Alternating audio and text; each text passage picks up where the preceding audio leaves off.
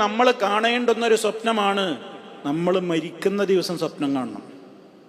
ഇരുന്നിങ്ങനെ ആലോചിക്കുക. ഉറക്കത്തിൽ സ്വപ്നം കാണില്ലല്ലേ പറയുന്നത്. നമ്മൾ ഇടയ്ക്കിടയ്ക്ക് ഇങ്ങനെ എപ്പോഴെങ്കിലുമൊക്കെ ഇങ്ങനെ ആലോചിക്കണം, ഞാൻ മരിക്കുന്ന ദിവസം അങ്ങനെ സ്വപ്നം കാണാം. ഞാനിങ്ങനെ ഇരുന്ന് ആലോചിക്കുക എന്തൊക്കെ നടക്കും. ഉടനെ വാട്സപ്പിൽ മെസ്സേജ് വരക്കും, ഇതാ ഇന്നാൾ മരിച്ചിരിക്കുന്നു.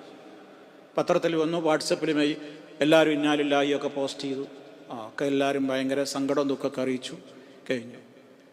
ഞാൻ പറഞ്ഞില്ലേ, വസ്ത്രക്കാരോ ഊരി മാറ്റി വെള്ള പുതപ്പിച്ച് കിടത്തി. ബന്ധപ്പെട്ടവരൊക്കെ, വരാൻ പറ്റാവുന്നവരൊക്കെ സന്ദർശനത്തിന് വരും, അല്ലാത്തവരൊക്കെ ദുആ ചെയ്തേക്കും. എത്രയും പെട്ടെന്ന് മയ്യത്ത് കുളിപ്പിക്കണ്ടേ എന്ന് ചർച്ച ഉണ്ടാവും കുടുംബത്തിൽ. വേഗം കുളിപ്പിക്കുക.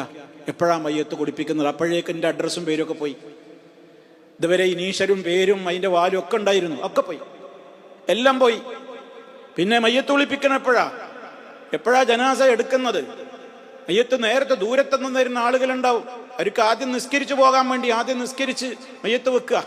ആൾക്കാരെങ്ങനെ നമ്മൾ പരസ്യം, അപ്പോൾ വാട്സപ്പിൽ മെസ്സേജ് ഇങ്ങനെ പോയി, FBയിൽ മെസ്സേജ് ഇങ്ങനെ പോയി, ഇതാ നിസ്കാരം സൗകര്യാർത്ഥം നേരത്തേക്ക് നിസ്കരിക്കുന്നുണ്ട്, ഇന്ന പള്ളിയിലാണെങ്കിൽ ഇന്ന ഖബർസ്ഥാനിലാണ് ഖബറടക്കുന്നത്. ആളുകൾ വരുന്നു പോകുന്നു, ചർച്ച ചെയ്യുന്നു, കൂട്ടമായി അവിടെ കുറേ ആളുകൾ കൂടുന്നു, പുറത്ത് കുറേ ആളുകൾ കൂടുന്നു. അങ്ങനെ അവസാനം നമ്മളെ വീട്ടിൽ നിന്ന്, കുടുംബത്തിൻ്റെ അടിയിൽ നിന്ന് നമ്മളെ മയ്യത്ത് കെട്ടിലാക്കിയാണ്ട് എടുത്താണ് കൊണ്ടുപോകും. കുറേ ആളുകൾ പിന്നാലുണ്ടാകും. പള്ളിയിലെത്തും, ജനാസ സംസ്കാരം നടക്കും, ഖബറിൽ വെക്കും, എല്ലാം കഴിഞ്ഞു തിരിച്ചു പോകുന്നു.